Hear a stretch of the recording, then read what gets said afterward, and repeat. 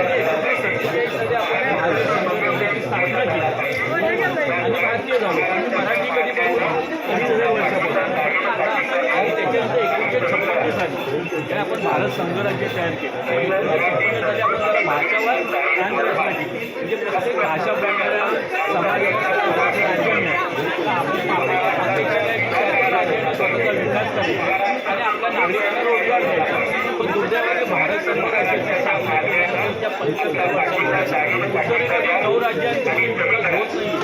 तिथले लोक सातत्याने महाराष्ट्रात येत आहेत आणि एक नोकरी धंदा व्यवसाय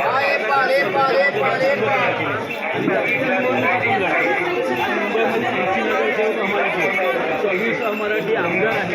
ही संख्या उद्या वाढत जाणार आहे जर अजून नवीन लोंढे आले. आता नवीन लोंढे येणं रोखणं आवश्यक आहे.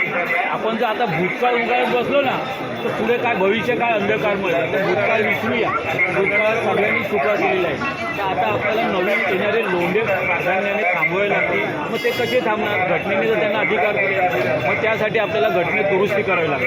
आता घटनेत दुरुस्ती करायची म्हटलं लोकांना त्या या अडचण वाटतं की हे कसं जातं. अरे 124 दुरुस्त केले ना आपण, त्या आंदोलन करूनच केलं. मग अजून 2साठी आपल्याला आंदोलन करावे लागणार आणि त्यासाठी ही लढाई आहे. की महाराष्ट्रात जर तुम्हाला यायचं असेल तर विजा घ्यावा लागेल.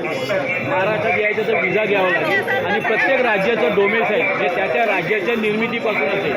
जे तुम्ही महाराष्ट्रात जरी नोकरी करायला आलात तरी तुम्हाला इथं मतदार कार्ड काढता येणार नाही. तुम्हाला इथल्या शासकीय सोयी सवलती मिळणार नाही.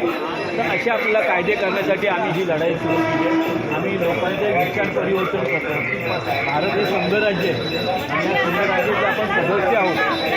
संघराज्य म्हणजे युनियन. आपण सदस्य आहोत. म्हणजे सोसायटीमध्ये जसे प्रत्येक आपण सदस्य असतो. आपण सोसायटीचा मेंटेनन्स करतो तसं आपण केंद्र सरकारला GST देतो ना. म्हणजे आमचं मेंटेनन्स आम्ही भरतो आहोत. पण तुम्ही आमच्या घरात यायचं नाही याचा अर्थ. तुम्ही तुमच्या घरात राहून तुमच्या घराचा विकास करायचा. म्हणजे त्या कारणासाठी आपण ही लढाई चालू केली. पहिले विचार परिवर्तन जे आमच्या घरात आम्ही प्रथम आहोत. तुम्हाला यायचं असेल तर आमची परवानगी घेऊन यायची आणि त्यासाठी स्वायत्त महाराष्ट्र अभियान चालू केलं. त्याबद्दल आम्ही तुम्हाला सांगितलं तुमच्या लक्षात आलं की आपण का करतो. तुम्ही लोकांना काय सांगा होण्यासाठी आता राज्यगत किंमत आपल्याला समोर होते या म्हणजे राज्यगते हे जबाबदार आता की त्यांनी पुढाकार घेतला आता तर होऊ शकतो.